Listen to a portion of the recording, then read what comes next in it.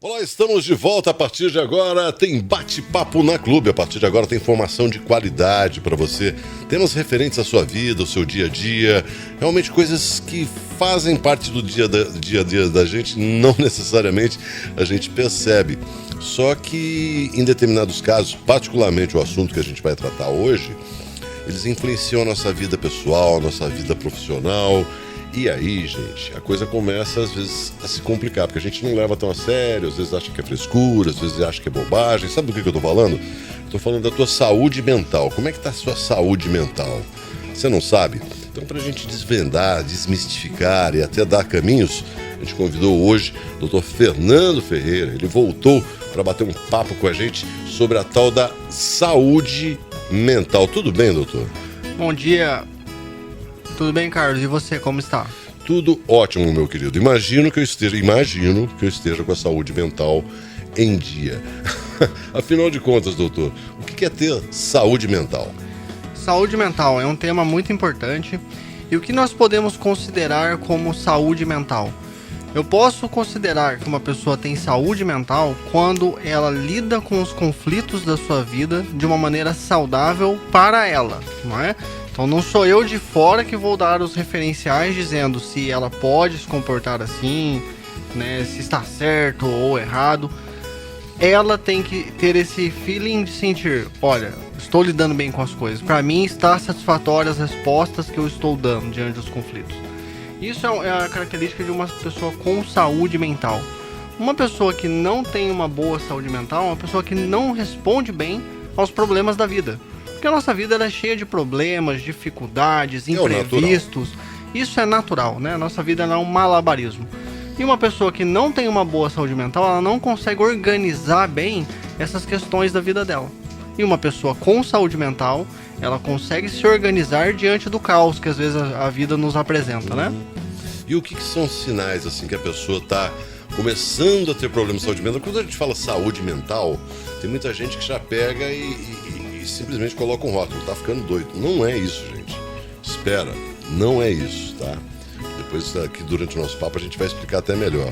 Mas o que são primeiros sinais, sintomas que a pessoa não tá legal? Sim, a gente tem que ficar atento primeiramente a questões relacionadas, por exemplo, a episódios que são parecidos com uma depressão ou com uma ansiedade. São os primeiros sinais de alerta referente à saúde mental daquela pessoa. Então, quando a gente fala de depressão, não necessariamente há uma depressão instalada, mas a gente tem que ficar atento quando a pessoa começa a se sentir triste, ela começa a ficar mais isolada, ela vai perdendo a força de fazer as coisas que antes ela gostava, que eram prazerosas, ela vai perdendo prazer nesse tipo de coisa, em fazer atividades, vai ficando mais no seu quarto. Isso são sinais que essa pessoa está passando por uma tristeza, algum tipo de uma angústia, e sinaliza que ela precisa de algum tipo de ajuda. Também temos o lado da ansiedade, que são duas coisas opostas, né? Na ansiedade a gente já tem uma pessoa mais acelerada, né? Com a mente muito acelerada. São pessoas que às vezes têm até sintomas físicos de tensões musculares, ela sente dores corporais, enfim. E é uma pessoa que tende a ser mais desorganizada. Então se a gente percebe uma pessoa ou mais triste, melancólica, né? Angustiada, ou a gente percebe uma pessoa muito, digamos, bagunçada, desorientada, agindo de maneira muito acelerada, não sabe o que faz isso, faz aquilo. Isso são sinais também que essa pessoa precisa de um tipo de cuidado. Doutor, a diferença entre, como é que eu vou dizer isso? Depressão e tristeza. Depressão é sinônimo de tristeza? A depressão, digamos que ela se parece muito com a tristeza, né? No entanto, na depressão a gente tem um quadro já, digamos, instalado. O que eu quero dizer com isso? Você percebe que a tristeza que a pessoa está passando é contínua, não é um episódio de tristeza, né? É normal na nossa vida a gente ficar triste em alguns momentos, né? Você perde um emprego, você faz parte, né? Exatamente. De repente tem um luto na sua família, alguma coisa nesse sentido. É normal você ficar triste por um tempo, tá? Pode ser algumas semanas, quem sabe, dependendo do impacto emocional, até alguns meses, né? Só que isso é passageiro. Na depressão a gente tem uma coisa, vamos dizer, fixa. A pessoa está naquele quadro por um tempo já, há muito tempo, e você não vê muito movimento na pessoa. Porque quando a gente tá falando de tristeza, geralmente a gente se movimenta, a gente fica triste. Quando passa um pouquinho, a gente tá dando uma risada, tá brincando, a gente fica triste de novo e tal.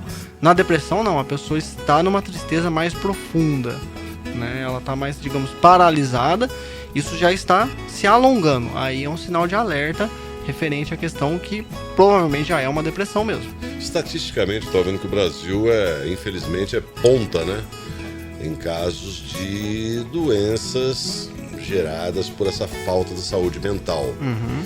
Infelizmente, estatisticamente é assim. Um dado que chamou muita atenção quando eu estava pesquisando para te entrevistar era a questão das mulheres.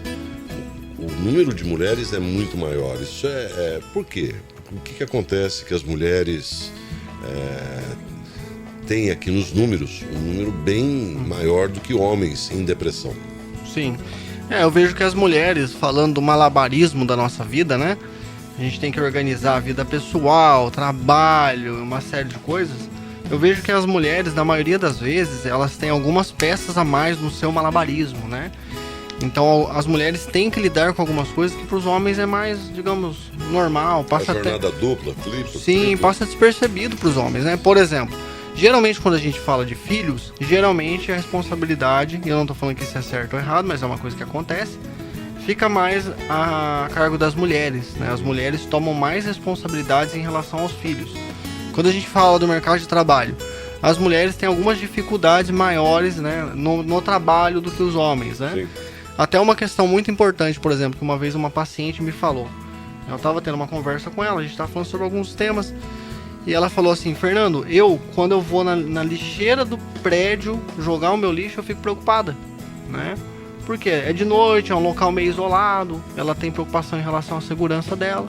Ou seja, são questões que pro homem a gente nem imagina uma coisa dessa. Eu tenho que jogar o lixo, onde seja o lixo eu vou lá e jogo. Sim. A nossa preocupação é unicamente com algum tipo de um roubo, por exemplo. Já as mulheres têm outras preocupações. Então eu vejo que o mundo feminino ele é um pouco mais estressante mesmo. Elas têm que lidar com coisas que os homens não têm que lidar, né? Elas têm algumas cargas emocionais maiores. E eu não tô falando que ser homem é mais fácil. O homem também tem os seus desafios. Mas eu vejo que no mundo feminino tem algumas coisas a mais do que no mundo masculino. Doutor, eu não sei se tem correlação, mas, por exemplo, a gente vê o número de pessoas que têm problema de toque. E aí quando um ou outro famoso, tipo Roberto Carlos, todo mundo sabe que ele tem problema de toque. É com cor, é com... sabe, cheio... A pessoa até confunde isso com um certo misticismo, mas não é. A pessoa tem... Eu conheço gente, por exemplo, que sai de casa, vai até o portão, volta para verificar se trancou a porta de casa 2, 3 vezes. No fundo ela sabe que trancou, mas ela... E é questão de segundos. Isso tem a ver com alguma coisa de saúde mental? Olha, a gente pode aproximar isso de um quadro ansioso, né? Geralmente é uma pessoa ansiosa, que ela é mais acelerada, né? Mas eu vejo que tem dois componentes, né? A gente tem o componente do ritual. Às vezes se torna um ritual na vida da pessoa ela fazer aqueles movimentos. Então eu saio, pego minha chave, pego minha carteira, fecho a porta. Nossa, deixa eu conferir se eu fechei a porta, né? A pessoa, ela mesma faz com que aquilo se torne um ritual de fazer conferências a respeito dos movimentos dela. Não, e não fica em paz, né? Não fica em paz. Eu tenho um amigo que ele entra no elevador, ele desce, ele mora no 7º andar. Ele não fica em paz. Você fala, não, você fechou. Ele, não sei, não tem... E volta. Pra checar. Não fica em paz, pra tirar a dúvida. Realmente ele Sim. Sim, a pessoa retorna, volta. Não, eu tenho que checar, senão eu vou trabalhar e eu não vou conseguir trabalhar se eu não me cercar de garantias que eu fiz as coisas que eu tinha que fazer. Não me lembro se desliguei o gás, não me lembro se, né? Sim. E tem um outro componente também em alguns comportamentos nesse sentido, que a psicologia deu o nome de comportamento supersticioso. Aí não tem nada a ver com a superstição do senso comum, mas eu vou explicar aqui. Os psicólogos fizeram experimentos com animais, né? Cachorro, por exemplo. E aí sempre que o cachorro tocava uma alavanca, caía uma ração, né? Ele tocava a alavanca, caía uma ração. Tocava a alavanca, caía uma ração. Uma pequena porção, né? Teve um momento que esse cachorro, ele deu uma voltinha, né? Ele deu um 360 graus e tocou a alavanca. Aí caiu a ração. O que faz cair a ração é tocar a alavanca. Só que o cachorro internaliza que é dar a voltinha e tocar a alavanca. Ok. Aí o cachorro começa a dar a volta e toca a alavanca. Dá a volta e toca a alavanca. Isso é um comportamento supersticioso, segundo a psicologia, ou seja, o cachorro acha que a volta, dar a voltinha, está relacionada ao reforço de cair a ração, sendo que não, seria só tocar a alavanca. E eu vejo que a gente, ou nós seres humanos, às vezes temos alguns comportamentos supersticiosos nesse sentido. Como, por exemplo, você deu o exemplo da roupa, né?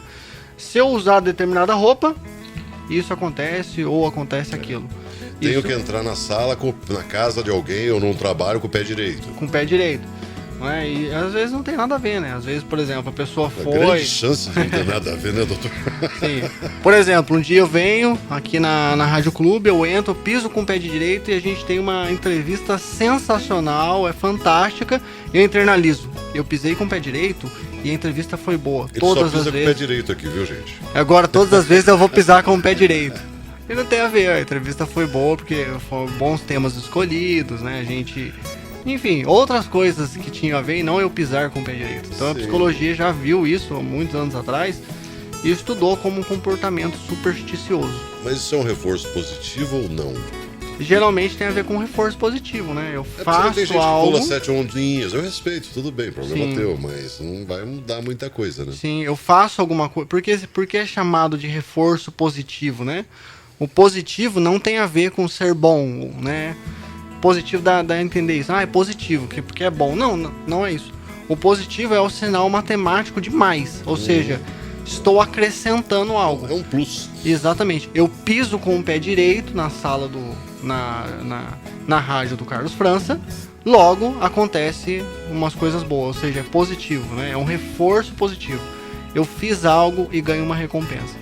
Então tem a ver sim. Mas isso geralmente é um comportamento supersticioso. Não é eu usar aquela roupa, não é eu fazer isso que me trouxe o reforço, não é? Tem gente que chega na época de final de ano, por exemplo, você vai passar o Réveillon, aí ela pega e usa uma determinada cor, porque ela acredita que aquilo, de certa forma, vai atrair a cabeça do ser humano. É uma coisa... Aí se não passa com aquela cor, não deu certo por causa daquilo. E eu tô falando aqui das coisas positivas, gente. Eu entrei por esse assunto, porque daqui a pouco eu vou falar das coisas negativas, que é onde a gente entra na saúde mental. Mas é só para explicar o outro lado desse universo, né? Por exemplo, a gente tem um outro número estatístico que é bem assustador e não melhorou. Uma coisa que eu acompanho já há algum tempo. E, por exemplo, as taxas de suicídio no Brasil aumentam de uma forma cavalar, ano a ano, né? E não era assim. Então vamos pensar em 20 anos para cá. Você fala, 20 anos, mas 20 anos é nada para uma existência, né? Se você pensar nesse tipo de estatística. Doutor, o que é que está acontecendo? Eu li um livro muito interessante há alguns meses atrás e já era um livro muito antigo, de muitos anos atrás, e o psicólogo que escreveu esse livro, um psicólogo existencial, né? Ele levantou uns temas importantes, isso já há muito tempo atrás. Se a gente retomar na época das cavernas, né? O Homem da Caverna, você vai observar que a palavra subjetividade era diferente do que a gente tem hoje. O que eu quero dizer? O que é a subjetividade? É o que aquela pessoa é como indivíduo, né? Ou seja, é subjetivo, aquilo é meu, é o jeito que eu penso, é o jeito que eu sou. Isso é subjetividade. É uma coisa que é de cada ser humano. Quando a gente volta para a época das cavernas, você vê que a subjetividade era baixa, né? Ou seja, eles comiam as mesmas coisas, eles faziam as mesmas coisas, né? Eles tinham as mesmas tarefas. Era uma vida com pouca subjetividade. Todos eles eram muito parecidos, né? Em termos de atividades, de demandas sociais. Se a gente for ver hoje a nossa realidade, a subjetividade hoje é altíssima, digamos, né? Cada pessoa, ela é de um jeito, ela pensa de um jeito, ela se expressa de um jeito. Quando a gente fala de profissão, olha a quantidade de possibilidade de profissão que a gente tem hoje, né?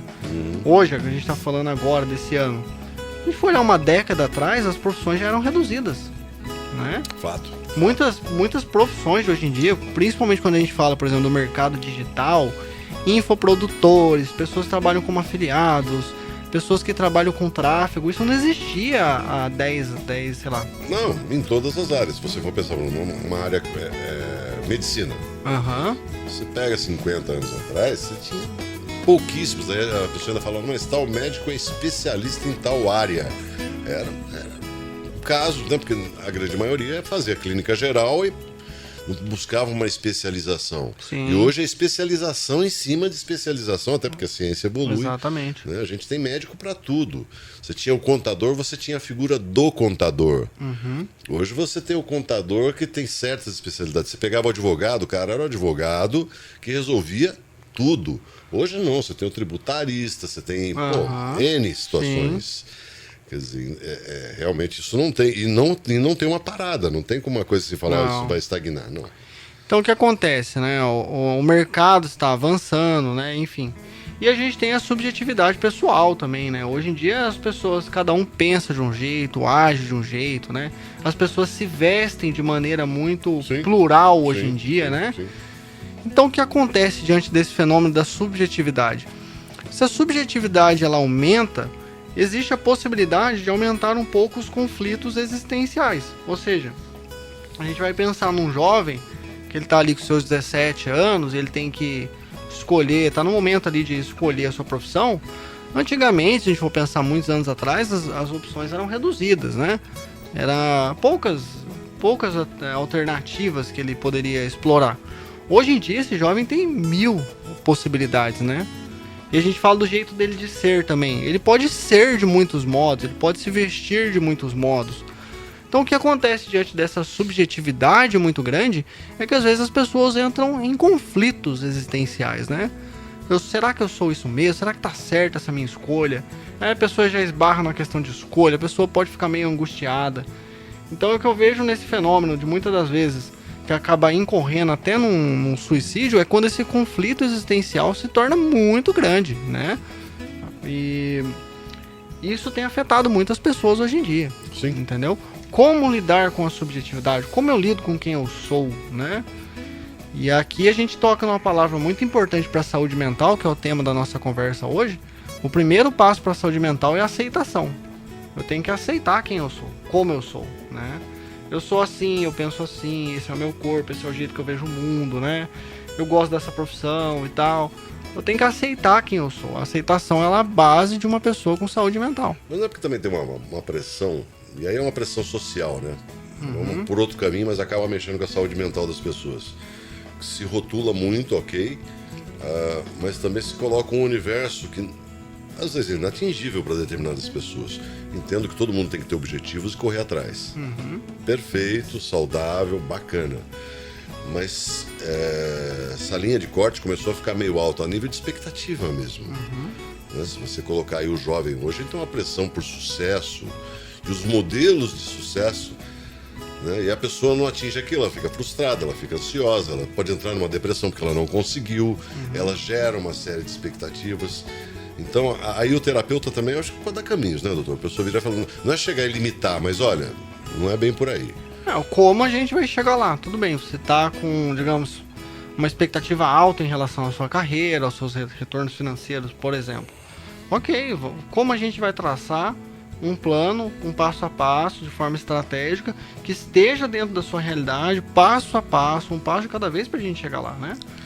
E antigamente, quando a gente não tinha internet no celular, eu peguei essa época, né? A gente não tinha, a gente não era bombardeado de informação igual hoje. Então a gente via um empresário de sucesso, nossa, que legal, o cara tem um carro bacana e tal. Você via um empresário desse, né? Um cara com sucesso. Hoje, só que era em pontos isolados, de vez em quando você via. Você tinha acesso em momentos isolados. Hoje em dia você abre a sua mídia social, você já recebe um anúncio de um cara que tá falando lá, olha, eu faturo 1 milhão por mês. Não é? É assim que eu faço, vem aprender comigo e tal. E não tem nada de errado com isso. A questão é o como a gente lida com isso. Como eu vou lidar com esses anúncios que eu recebo, com essa pressão que me colocam, entende? Isso também fala sobre saúde mental. A gente vai até, para entrar em redes sociais, né, a gente vê que as pessoas hoje, elas chegam a comprar seguidores. Literalmente, tem empresas que vendem. Você entra em contato, olha, eu quero ter tantos seguidores. E isso é para uma satisfação. Muitas vezes tem a questão profissional, ok, compreendo. Agora, tem casos que a pessoa ela tem uma necessidade. Aí que eu falo, chega um caso, na minha opinião, doença mental. Se a pessoa posta uma coisa lá e aquilo não tem um número X de curtidas, ela fica mal. Ela fica mal. E o jovem particularmente.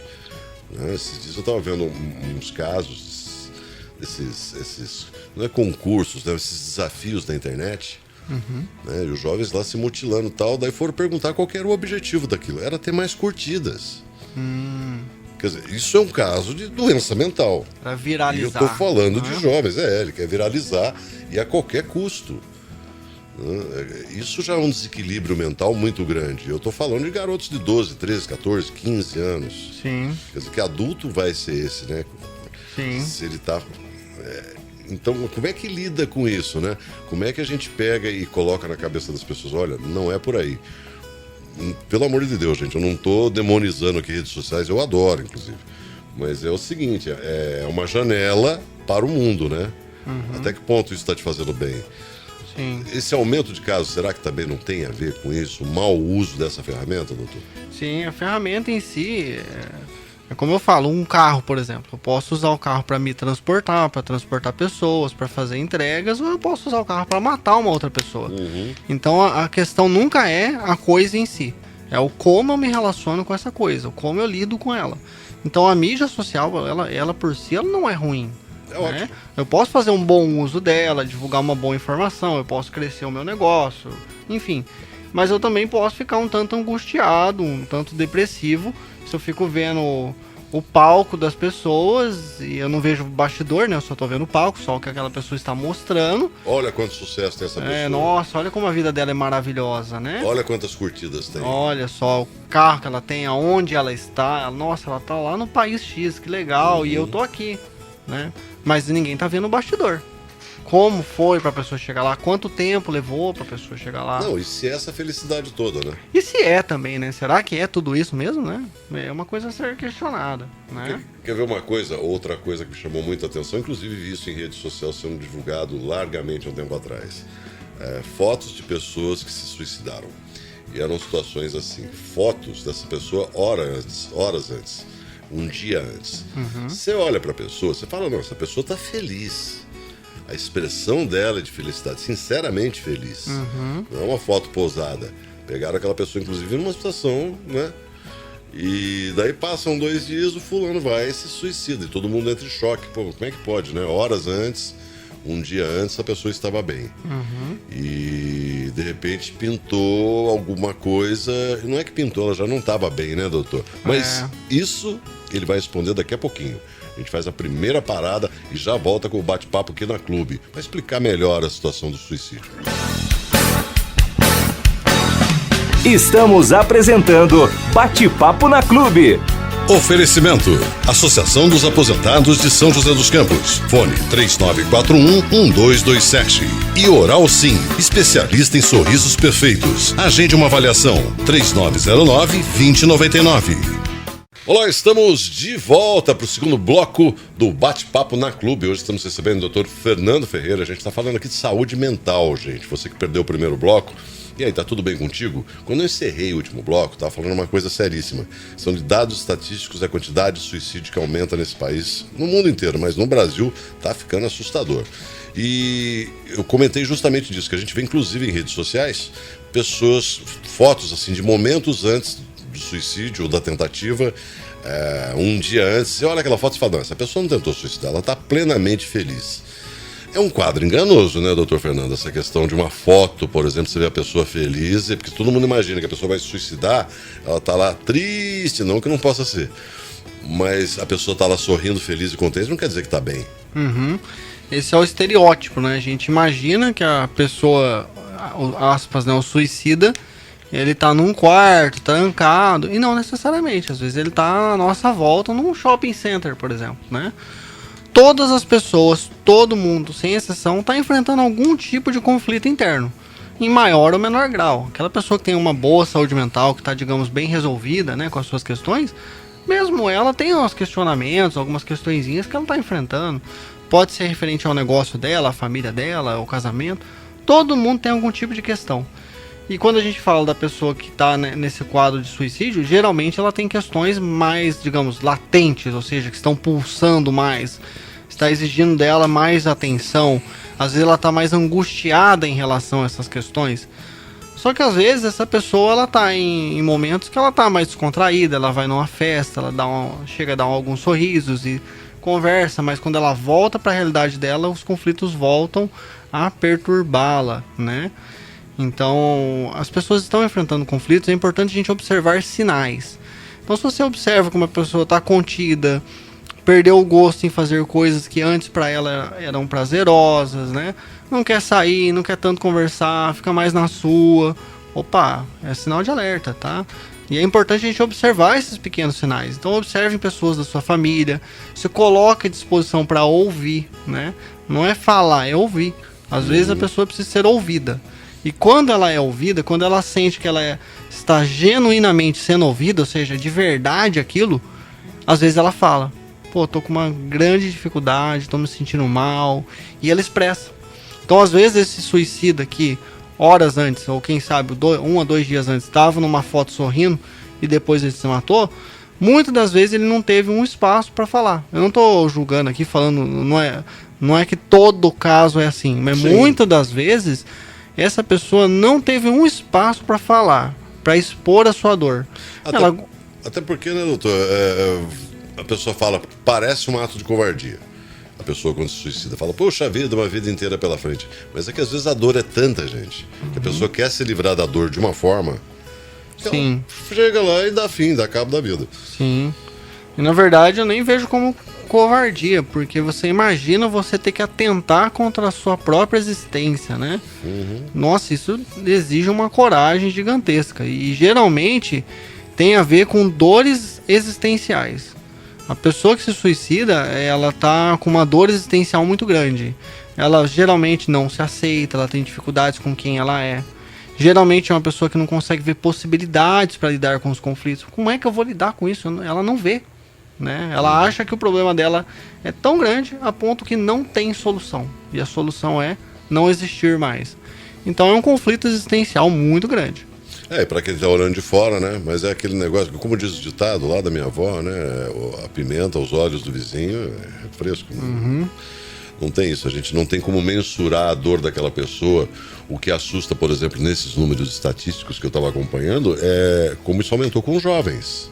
O que acontece com esses jovens? Da onde que vem essa pressão, essa ansiedade, essa angústia, essa doença mental que leva o jovem na flor da idade ao suicídio, doutor? Sim. Primeiro ponto é o ponto da subjetividade, ou seja, quem é esse jovem, né? Como um ser único, individual, como ele pensa, como ele se veste, a profissão que ele quer ter. Então hoje nós temos jovens com uma subjetividade muito grande. Segundo, que tem a ver com as pressões, né? Pressões que esse jovem, ou que ele sofre, né? Digamos que os pais às vezes pressionam, a escola, os amiguinhos, não sei. Né? O meio em que esse jovem está pressiona muito ele por alguns ideais, por exemplo, olha, você tem que ter a profissão X, você tem que ser isso. E tem que ter sucesso. E tem que ter sucesso ainda por cima. Às vezes o jovem quer ser youtuber, por exemplo. É uma profissão mais moderna, digamos. E às vezes o pai não vê muito futuro nisso. Fala, não, deixa esse negócio de youtuber pra lá, vai músico, ser né? isso, vai ser aquilo. Então pressiona o jovem. Então, às vezes, o jovem, ele recebe uma pressão externa, né? Ou seja, familiares, amigos, escola, sei lá o que, pressionando ele, para ele ser de um jeito e não do jeito que ele é de verdade, de acordo com a subjetividade dele.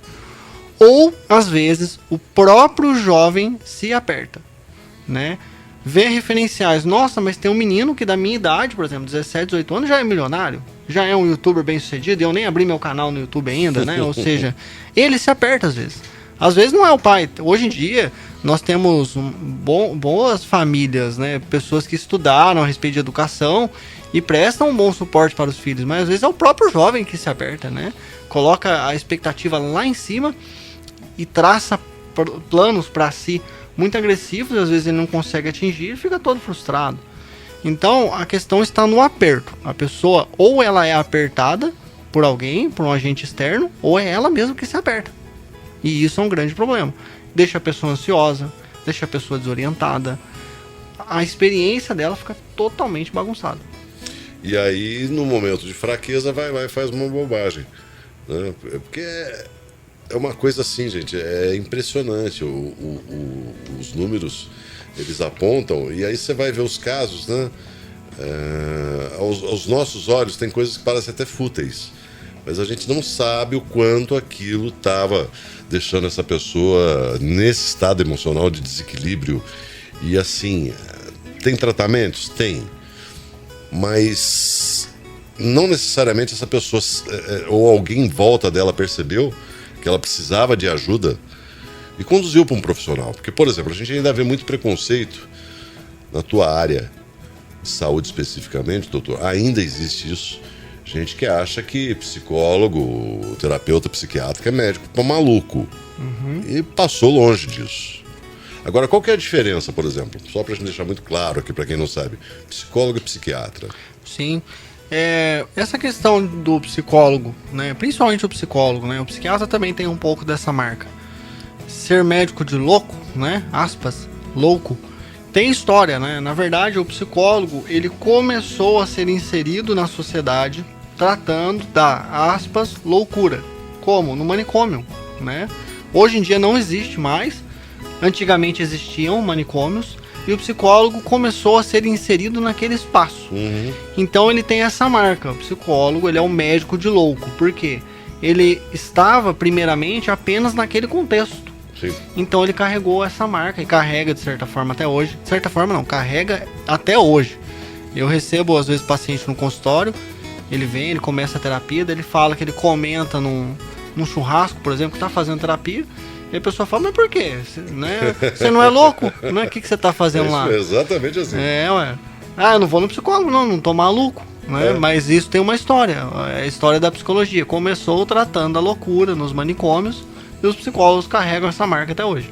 Só que hoje em dia, o psicólogo, ele trabalha com saúde mental. Sim. Então a gente trabalha com performance, a gente quer ajudar as pessoas a produzirem mais de maneira saudável, atingirem os seus objetivos, trabalharem a sua subjetividade, ser quem elas são, enfim, a gente trabalha com saúde, né, e não com loucura. Aliás, entender, né? É uma coisa que eu brinco com as pessoas, eu falo que todo mundo devia ter direito a pelo menos 10, 20 sessões aí pelo SUS.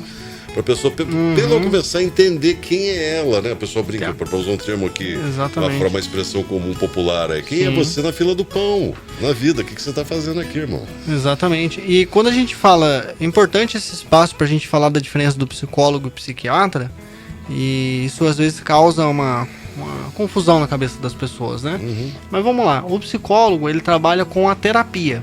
O que é a terapia? É o processo terapêutico, é um ambiente em que você vai sentar, você vai expor as suas dificuldades, você vai falar dos seus problemas, da sua vida, que dificuldade você está enfrentando, o que você não está conseguindo organizar direito, você leva as suas questões. Pode ser questões de trabalho, pode ser questões de relacionamento, dinheiro, o que for, né? O espaço de terapia é um espaço aberto, né?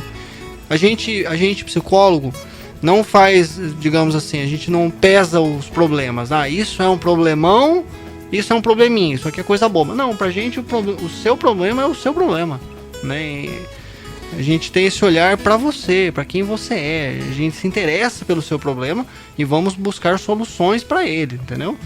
Só que com o psicólogo é esse espaço de terapia.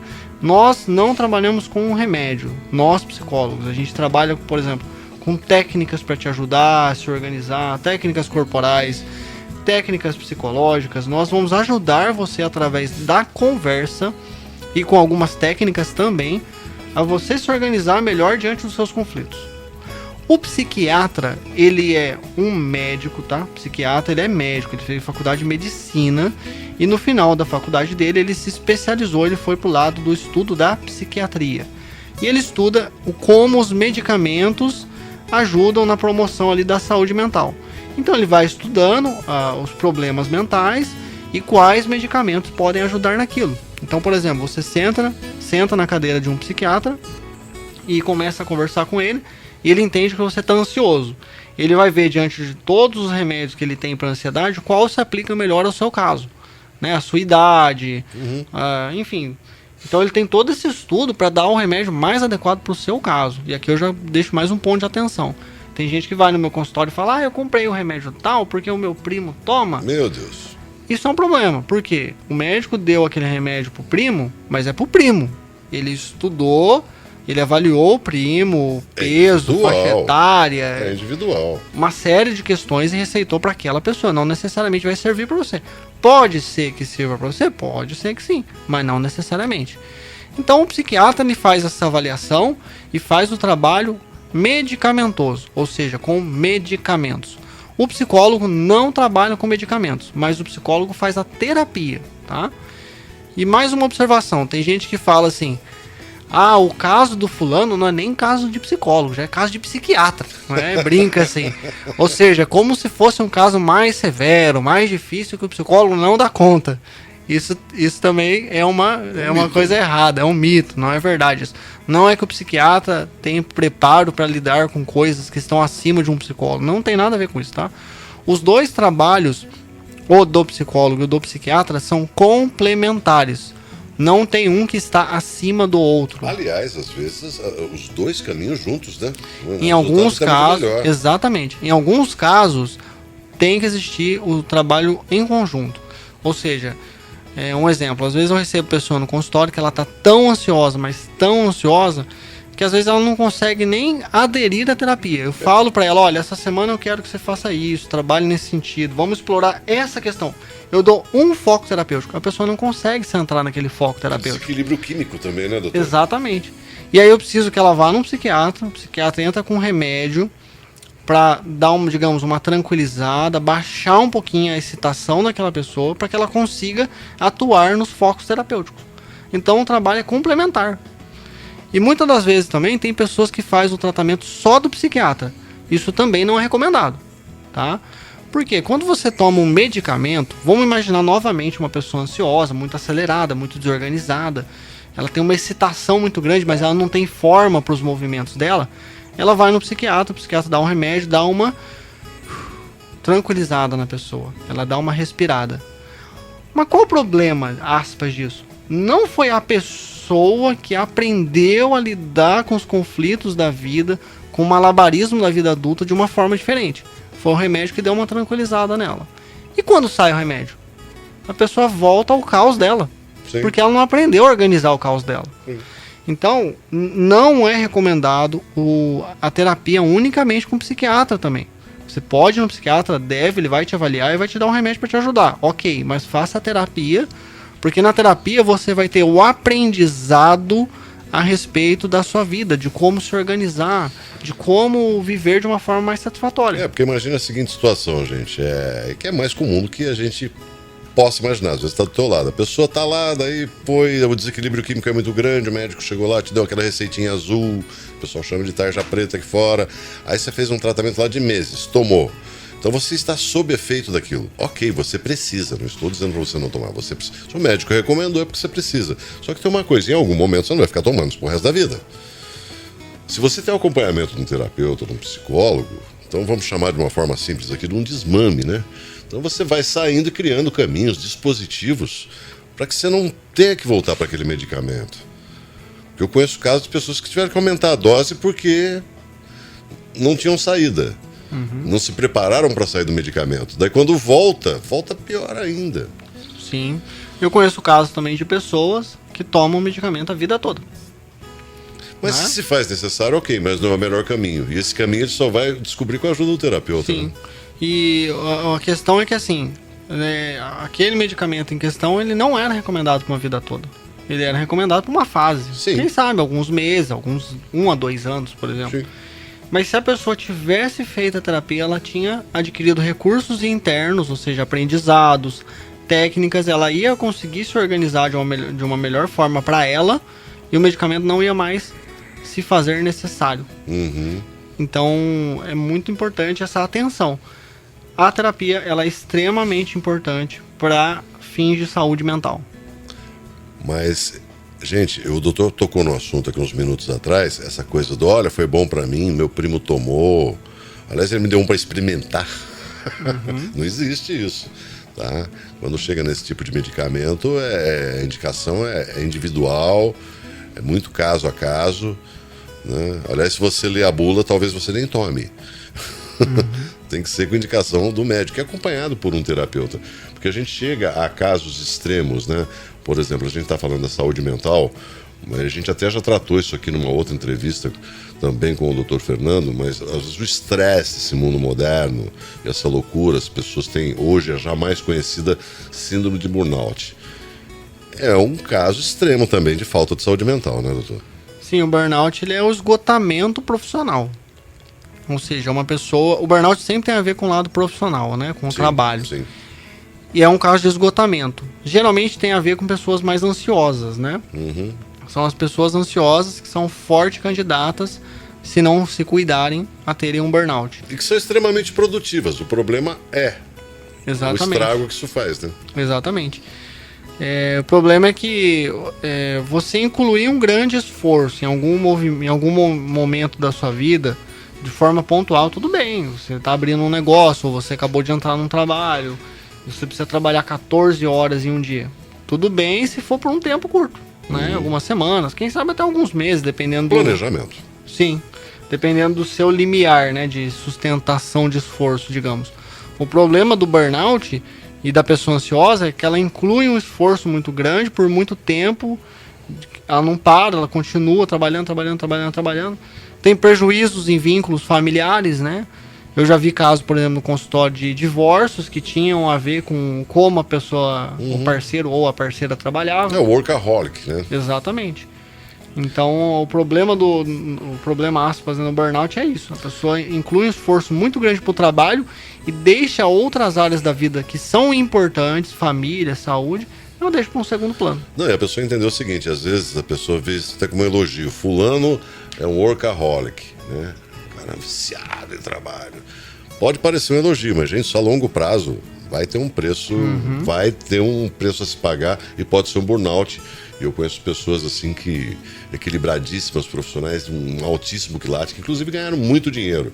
E estão a tratamento aí já há 2, 3 anos afastados, já tiveram prejuízo também do convívio familiar, e isso aí não tem preço. Agora, você quer ver uma outra expressão que a gente ouve desde sempre, e as pessoas não necessariamente sabem lidar, e é uma coisa muito individual, tal da higiene mental.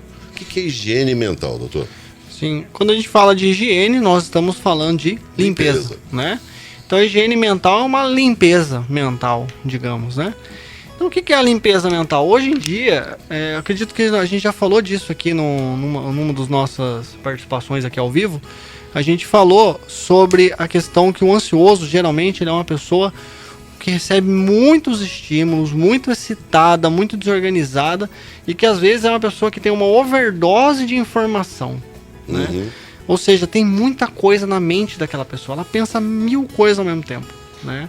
Geralmente é uma pessoa muito bagunçada, muito desorganizada, ela quer abraçar o mundo e quer fazer muitas coisas, ela quer melhorar a performance no trabalho, no esporte, não sei na onde, lá.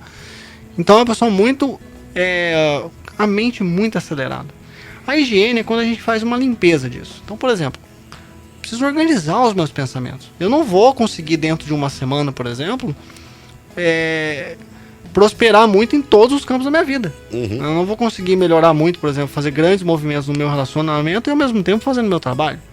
Eu não vou conseguir fazer isso e aquilo. Eu preciso ter focos, né? Então, eu, por exemplo, Fernando, falando, eu gosto de trabalhar com focos semanais. Essa semana eu vou focar nessa questão. Ou seja, de 1000 coisas que eu tenho que resolver na minha vida, na minha existência, essa semana é 1, 2 ou 3 no máximo, né? Como eu lembro que isso eu já falei aqui na rádio com vocês, a vida não é uma corrida de 100 metros. É uma maratona. É uma maratona. Ou seja, não adianta eu incluir um esforço muito grande, sair numa corrida disparada, eu não vou conseguir sustentar aquilo por muito tempo. Eu tenho que manter um passo ritmado, né? Um ritmo contínuo numa direção única. Então, a higiene mental é quando eu tenho, por exemplo, os focos terapêuticos que eu falei aqui hoje. Qual é o nosso foco terapêutico dessa semana? Vamos tratar isso. É só isso para essa semana. Ou seja, eu estou fazendo uma higiene. De 1000 coisas que a pessoa tem que resolver, a gente vai resolver aquela mais importante primeiro. Aquela que ou está doendo mais, ou que é mais fácil de ser resolvida de repente. Né? Agora, quer ver uma coisa? As pessoas confundem isso com uma distração, um lazer. A pessoa está precisando de uma higiene mental. Então ela precisa viajar, ela precisa ver um filme, ler um livro, cada um na sua, né? Mas as pessoas confundem muito esse conceito. Sim. Essas coisas eu gosto de falar, eu gosto de usar a seguinte expressão. É terapêutico, mas não é terapia, né? Ou seja, você tomar um tempo aí, fazer uma viagem pra praia, né? Você pega um final de semana, poxa, eu vou pra praia esse final de semana, né? Isso é bom, isso é terapêutico, mas isso não é terapia. O que é terapia? É um processo sistemático, ou seja, estabelecer focos terapêuticos, por exemplo, isso é uma terapia, ou seja, calma aí, vou fazer uma coisa toda semana. Toda semana eu vou resolver um problema meu. Ao final de um mês você resolveu 4. E ao final de um ano, quantas coisas você não resolveu? Até porque o conceito, você falou um negócio agora que as pessoas dizem assim, porque eu... Não, se eu pudesse eu morava na praia. Porque ela tem os momentos de felicidade no final de semana, ela acha que se ela for pra lá, ela vai ser feliz a vida inteira, como se não tivesse problema lá também, né? Quer dizer, ela tem que ter resolvido isso de uma outra forma, né, doutora? Então, quando a gente fala da higiene mental, é a gente fazer uma limpeza. Menos é mais. Às vezes as pessoas acham que precisa de mais informação, precisa de mais curso, precisa de mais isso. E às vezes não, né? Ou às vezes você precisa de menos, na verdade. Limpar um pouco a mente e usar os recursos que você já tem, de repente. Você já tem bons cursos, usa o que você tem. Você tem bons livros, usa o livro que você tem, não precisa de mais, né? Então, menos é mais. Esse é o conceito da saúde mental, né? Vou usar o que eu tenho, os recursos que eu tenho, o que eu já aprendi e vou trabalhar com isso. Depois eu vou adquirindo mais coisas, vou prosperando, um passo de cada vez. Isso faz um crescimento sustentável, né? Um crescimento em que eu fico num fluxo contínuo de evolução, de maneira ritmada. Equilibrado. Né? Equilibrado. Perfeito. Doutor, dava para ficar conversando mais umas 50 horas aqui. Sensacional. Muito obrigado mais uma vez pela tua participação. A gente espera numa próxima. E quem quiser fazer contato com o Dr. Fernando Ferreira faz como? Tem o meu Instagram, que é @fernandoferreira.psicólogo. E eu também tenho um site, que é o www.psicólogofernandoferreira.com.br. Perfeito, meu querido. Muito obrigado.